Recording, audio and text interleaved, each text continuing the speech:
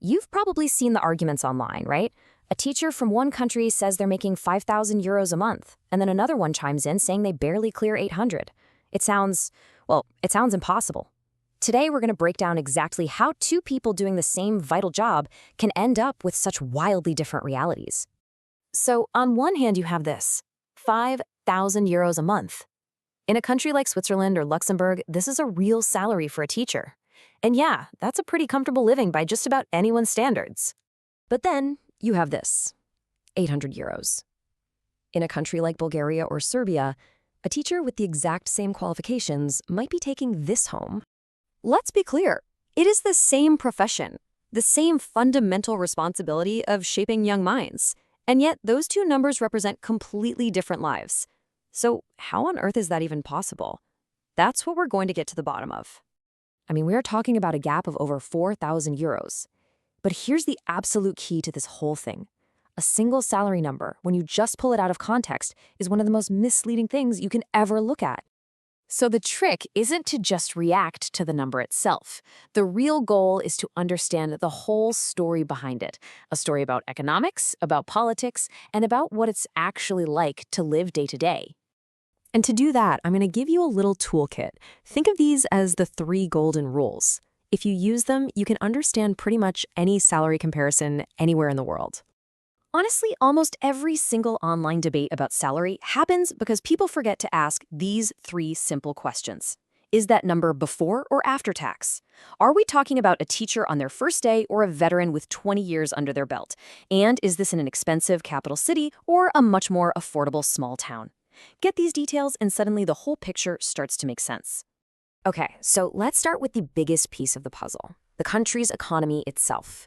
This is the bedrock, the absolute foundation for what a government can even afford to pay people like teachers. What's really telling here is just how tight the connection is.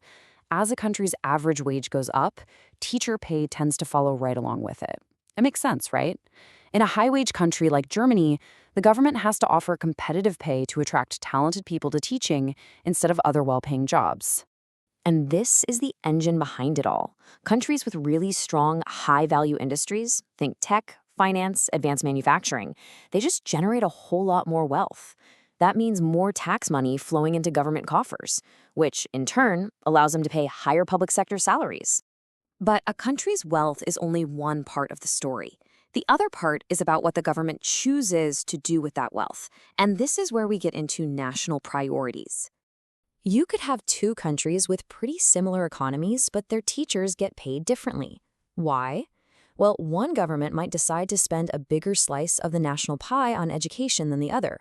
It's a straight-up reflection of what they value as a society. And then, of course, you've got taxes. This quote really hits the nail on the head. A country might advertise a huge gross salary, that's the before-tax number, to attract people. But if they have a high tax system to pay for lots of public services, the net amount that actually lands in your bank account might end up looking a lot more, average. So we've looked at the big economic picture and government choices. But now let's bring it right down to what really matters for an individual teacher. What can you actually buy with that money? This brings us to a super important idea: purchasing power. It's not just about how many euros you have. It's about how much stuff, rent, food, a bus ticket, those euros can get you where you live. This is the true measure of how well off you are. Okay, look at this. It's a perfect example. The teacher making $5,000 a month might be paying half of it, $2,500, just for rent in a big capital city. Meanwhile, the teacher earning $800 in a quiet, low-cost town might only be paying $300 for rent. So who has more money left over at the end of the month? That huge salary gap doesn't look so simple anymore, does it? And here is another classic mistake people make, right from our toolkit. They compare teachers at totally different points in their career. See, pay isn't usually just one flat number. It's a ladder you climb over time. The salary of a brand new teacher is completely different from a veteran with 25 years of experience. You just can't compare them. And finally, the salary itself is just one piece of the puzzle. You have to ask, what's the rest of the package look like? How many hours a week are they actually teaching? How big are their classes? And what about the benefits? A slightly lower salary but with a rock-solid pension and incredible job security might be way more valuable in the long run. So let's tie all of this together. Why do these numbers spark such heated debates online? Why does that initial gap feel so huge and so shocking? Well, it's because of this, right here. Almost every single time, the argument is happening because people are comparing apples to oranges without even realizing it. They're taking a gross salary for a veteran teacher in a capital city and pitting it against a net salary for a new teacher in a small town. This table shows it perfectly. It shows how two people can both be looking at official numbers, both be technically right, and still be talking about completely different things. Person A is using a starting pre-tax salary in the capital. Person B is using a maximum after-tax salary in a rural area. They're both correct, but they are not having the same conversation at all. So here's the real takeaway. The story is never, ever about just one number versus another. It's always a complicated and frankly a fascinating mix of a country's economy, its government's priorities, the local cost of living, and where one person is on their own career path. So now that you have the toolkit to decode these numbers, I've got a question for you.